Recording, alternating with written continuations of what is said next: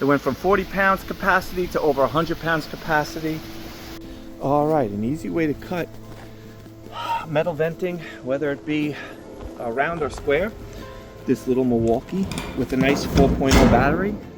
Put it in there, you can get a really nice straight cut in there as long as you go slow, and it's a lot easier than the tin snips.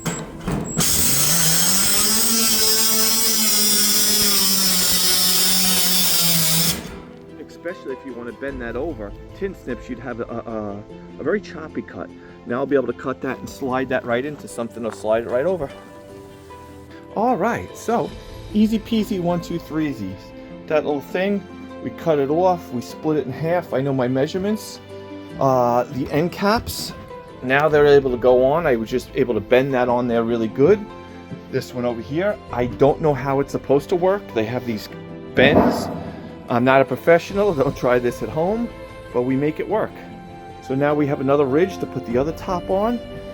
I would recommend wearing gloves and using a sanding block, because that is razor sharp after you cut it.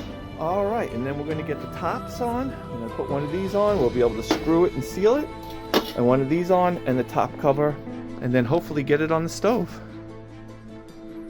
All right, so as you can see, the bottom bent over, and now we've got this other top with the bended edge. And as long as it's cut somewhat straight, we'll get it on there. I'll get the other side on when I have two hands, and you can see the whole thing will bend in there. And then we'll tape up these corners.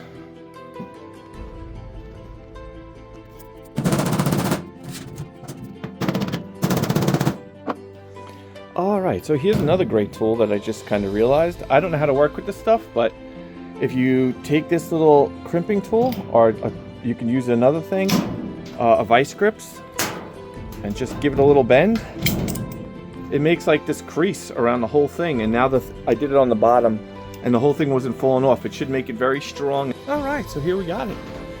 Easily doubling the capacity of the pellet stove. That's going to go right into the top. I'll be able to take it off if needed. And then this is very easy. I'll be able to put that on. It'll be a nice little cap to take it off. And when I want to fill it, this is another fitting. I'll just take it off, fill it, dump a bag in there, take this off. Whoa. Keep it on the side and put the cap back on. The only other thing I'm going to do is I'm going to tape it up with some of this vent tape, aluminum vent tape, all the holes around there, and I put a few extra screws in there. I might sand them down a little, even you're not going to touch them, but I was afraid even with the crimp, when you lift it up, and if I ever had to take it off when it was full of pellets for some reason, it could come apart. So better safe than sorry. All right, let's get this thing installed. All right, so here we are in the Koi Aquaponic Passion Dome. We got our tools. We were able to use this metal blade Milwaukee to do some cutting, and here's what we got. This should more than double our capacity from about 40 pounds to about 100 pounds. This is how it's going to sit.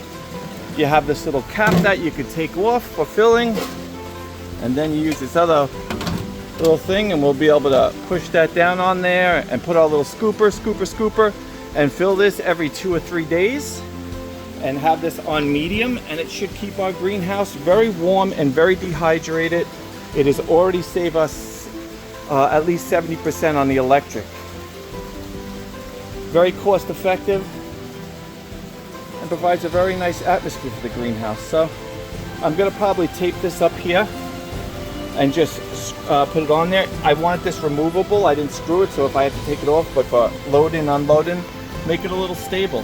The only other thing I'm going to have an issue with, and I wish I would have thought about, is when I put this cap on and I crimp this edge, every time I pull it off, there's going to be a bunch of pellets that fall out. It's no biggie, and I'd rather that than running out of heat in the middle of the night. So for what it's worth, for under $50, and we more than doubled the capacity of our pellet stove. This is pretty much how it's going to be finished. And one thing is, check this out. It holds 2 full bags plus that, so it almost holds 3 bags. So it's over 100 pounds. It went from 40 pounds capacity to over 100 pounds capacity. Once again, I got to do something about this top. because I had to put that crimps on there to fit, but it's going to leave a mess. Other than that, we just turned it down too. We don't need it on high, so it should last 3 or 4 days before we even have to check it or fill it. And it'll make it easier, because then if we have to just check it and fill it from sometimes, it won't be like lifting 3 bags at a time. Probably find something else easy to set it up.